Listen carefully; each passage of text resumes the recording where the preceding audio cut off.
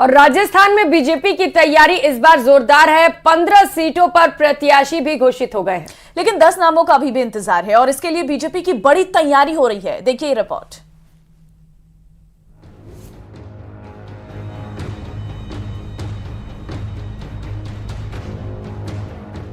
लोकसभा का सजारण, 15 योद्धा तैयार, 10 नामों का इंतजार। भगवा खेमा राजस्थान के लिए तैयार। बीजेपी की पहली लिस्ट जारी होने के साथ ही लोकसभा का चुनावी बिगुल बज गया है। बीजेपी ने सियासी लड़ाई के लिए अपनी सेना की पहली टुकड़ी मैदान में उतार दी है। राजस्थान में बीजेपी ने 15 प्रत्याशियों की घोषणा की, लेकिन भगवा खेमे की तैयारी इससे बहुत आगे की है। बीजेपी इस चुनाव में पूरी ताकत के साथ उतरेगी। इसकी बानगी ये 2 तस्वीरों में आप देखिए। पहली तस्वीर राजस्थान बीजेपी की कोर कमेटी की बैठक की है, जिसमें बीजेपी के तमाम दिग्गज नेता शामिल हुए हैं। दूसरी तस्वीर बीजेपी के संकल्प पत्र के लिए एलईडी रथ के रवाना होते हुए की है। एक तरफ बीजेपी बैठक कर बड़ी योजना बना रही है, तो वहीं दूसरी तरफ लोगों तक पहुंचने के लिए रथ यात्रा का सहारा लिया जा रहा है। इस रथ को सीएम भजनलाल शर्मा और बीजेपी प्रदेशाध्यक्ष सीपी जोशी ने पार्टी कार्यालय से रवाना किया। यह एलईडी रथ बीजेपी के संकल्प पत्र के लिए लोगों से सुझाव लेंगे। इन सुझावों को पार्टी अपने संकल्प पत्र में शामिल करेगी। एक लोकसभा क्षेत्र में 2-2 एलईडी रथ जाएंगे।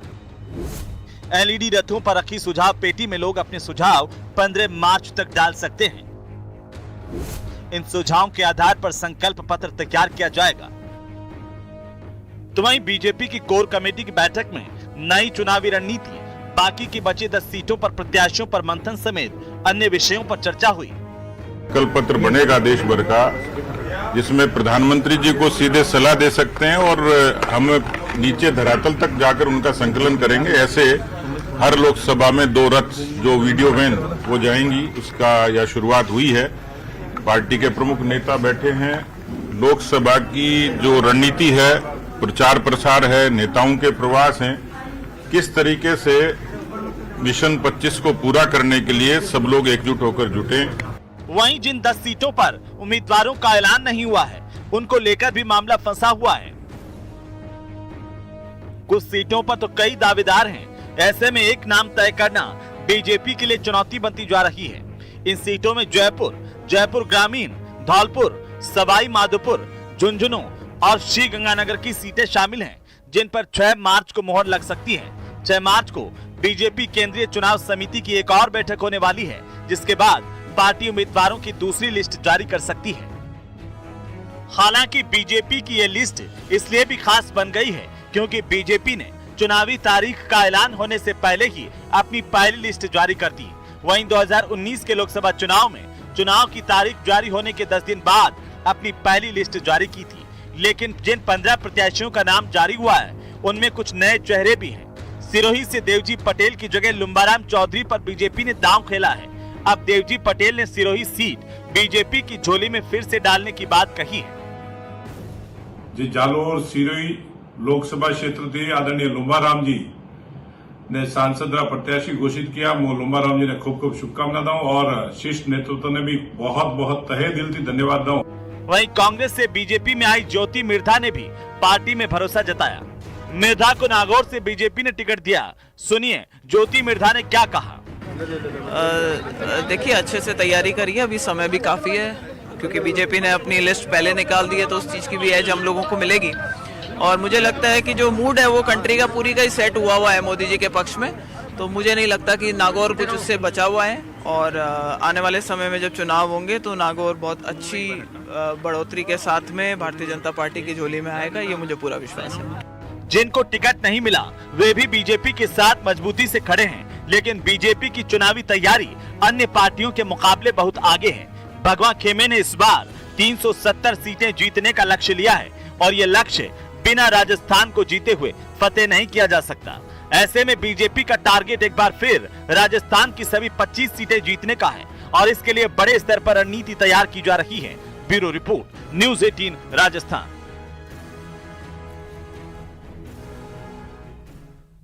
और जयपुर में लोकसभा चुनाव को लेकर रविवार को दिन भर बीजेपी का मंथन चला।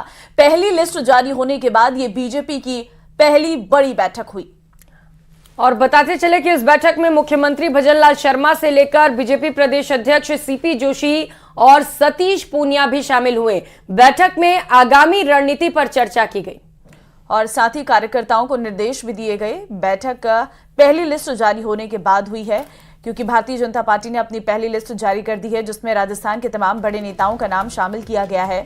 और उसके बाद ये बड़ी बैठक हुई। अपने आप में बड़ा मंथन इस बैठक में किया गया है, क्योंकि आगे की रणनीति भी तैयार करनी है। अब किस तरीके से चुनाव प्रचार को और तेज करना है और आम जन तक सरकार की योजनाओं को पहुंचाना है, तमाम ऐसे बिंदु हैं जिन पर चर्चा लगातार हो रही है।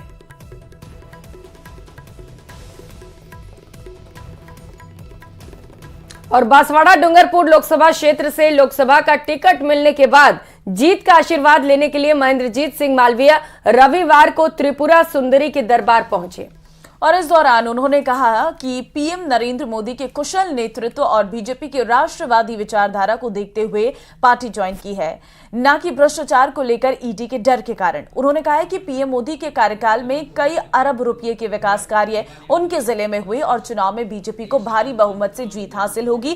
कांग्रेस का सुपड़ा साफ हो जाएगा।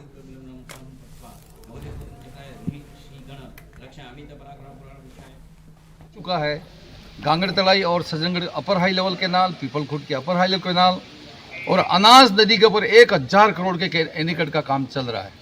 मैं ऐसा मानता हूं कि ईडी के डर से तो मैं किसी कीमत पे नहीं आया हूं और न ही मेरे जीवन में ऐसा कभी मौका आया है कि ईडी को मेरे घर पे आने का अवसर मिलता। मैं बिल्कुल साफ सुथरा और ईमानदारी से काम करके इस बांसवाड़े को, वागड़ को आगे ले जाने के मेरे मन में भावना है। और टिकटों के ऐलान के बाद बीजेपी के दिग्गजों को अपनों के विरोध का सामना करना पड़ रहा है। एक और जहां बांसवाड़ा में पूर्व मंत्री अर्जुन सिंह बामनिया मालवीय पर करप्शन के आरोप लगा रहे हैं, तो वहीं जैसलमेर में कैलाश चौधरी को भी विरोध का सामना करना पड़ रहा है। तो चूरू की अगर बात करें तो कांग्रेस के नेता राहुल कस्वा पर डोरे डाल रही हैं। देखिए ये रिपोर्ट।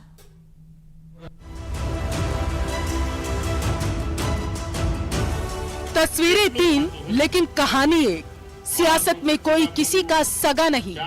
कल तक जो साथ थे उनके स्वर टिकट मिलते ही अब बदल चुके हैं। કેટલું ખાધું है 5 વખત जिला प्रमुख, 4 વખત एमएलए, 2 વખત मंत्री नवा सोनाफेर सुनावी रहे कि 15,000 करोड़ નો ગપલો કર્યો તો હવે પછી ને ઘર में कि ने बाहर तो जावुं ज પડે। શું કરે कांग्रेस से पार्टी में आए महेंद्रजीत सिंह मालवीय को डूंगरपुर से लोकसभा चुनाव का टिकट क्या मिला? कल तक उनके साथ रहने वाले आज उन्हें ही कटघरे में खड़ा करने लगे। मालवीय पर भ्रष्टाचार का आरोप लगाया गया। जनता से सबक सिखाने की अपील भी की जा रही।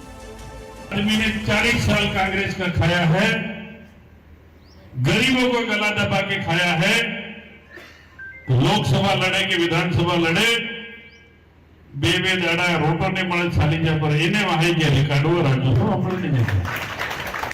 दरअसल रविवार को बांसवाड़ा के विट्ठलदेव मंदिर परिसर में एक मीटिंग के दौरान पूर्व मंत्री अर्जुन सिंह बामनिया ने पूर्व मंत्री महेंद्रजीत सिंह मालवीय का नाम लेकर भ्रष्टाचार के आरोप लगाए। ऐसा है कि पंचायती राज के बारे में अर्जुन जी बामनिया साहब क्या जानते हैं, पहले तो ये पूछना चाहता हूँ। इनको ये नहीं पता कि भारत सरकार और राजस्थान सरकार से पैसा निकल के आता है और वो पैसा सीधा सीधा पंचायत के खाते में जाता है। न कलेक्टर वहाँ कुछ कर सकता है, न कोई मंत्री वहाँ पे कर सकता है, न मुख्यमंत्री वहाँ पे कोई कर सकता है।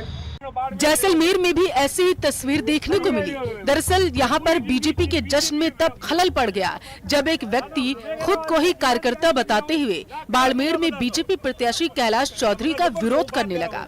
बीजेपी नेताओं के समझाने बुझाने पर भी वो खुद को रोक नहीं पाया। ढोल बजा रहे व्यक्ति को रोककर कैलाश चौधरी के खिलाफ ढोल बजाने का फरमान उसने सुना दिया।